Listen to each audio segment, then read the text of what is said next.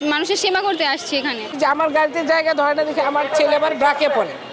তা আমার ছেলেকে ফোন দিলাম যে তোমার একটা ফ্রেন্ডকে আসতে বলো। তো ওর এক ফ্রেন্ড আসছো আর আমার ছেলে ওদেরকে কিছু কার্টুন দিয়ে ওই সিএনজি করে ব্রাকে পাঠাইছি। কারণ ব্রাকে নাকি ওদের আবার অনেক কিছু জমা নিচ্ছে ওখানে, কিছু ওদের এখানে পাঠাই দিচ্ছি। আর আমার গাড়িতে যেটুকু ধরছে আমি সেটা এখানে নিয়ে আসছি। কি মনে হচ্ছে বন্যা পরিস্থিতি কোন দিকে যাচ্ছে? না, বন্যা পরিস্থিতি তাহলে কোন দিকে যাচ্ছে এটা তো আসলে আমরা কেউ জানি না, এটা উপরওয়ালা জানে। আল্লাহ আমাদেরকে যতটুকু হয়তো বা আমাদের যতটুকু সামর্থ্য সবার আছে আমরা ওইটা দিয়ে চেষ্টা করতেছি, ইনশাল্লাহ আমরা এটাও ওভারকাম করতে পারবো। এটা আল্লাহর উপর আমাদের বিশ্বাস আছে। আল্লাহ প্রতি আমরা সবাই দোয়া করতেছি যেন তাড়াতাড়ি এটা আমরা ওভারকাম করে আসতে পারি ইনশাল্লাহ। ছেলেমেয়েরা যেভাবে ছোটো ছোটো বাচ্চাগুলি এত টিনেজরা যে এত আগে আসছে, ইনশাল্লাহ আমরা এটাতে উঠতে আসতেই পারবো। আর হয়তো বা এটা আমাদের ভাগ্যে ছিল, আমাদের এই দেশের জন্য এটা ছিল, যাতে এটা হয়তো হয়েছে।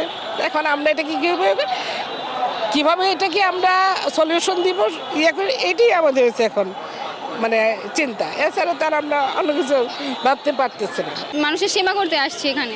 না, এই প্রথমেই আমরা ফ্রেন্ডস নামে কাজ করতে আসছি এখানে।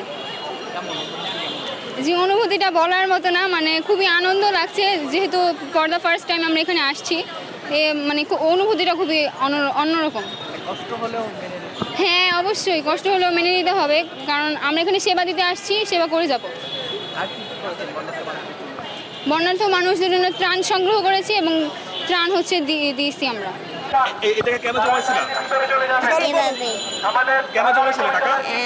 সুইমিং পুলে যাওয়ার জন্য। সুইমিং পুলে যাওয়ার তুমি দিলা? কেন জমাইছিল টাকা? জানছেন সুইমিং পুলে যাওয়ার জন্য। আজ কেমন লাগছে টাকা দেওয়ার পর? ভালো কাকে দিলে টাকাটা? বন্যার জন্য বন্যার জন্য কথা বলো।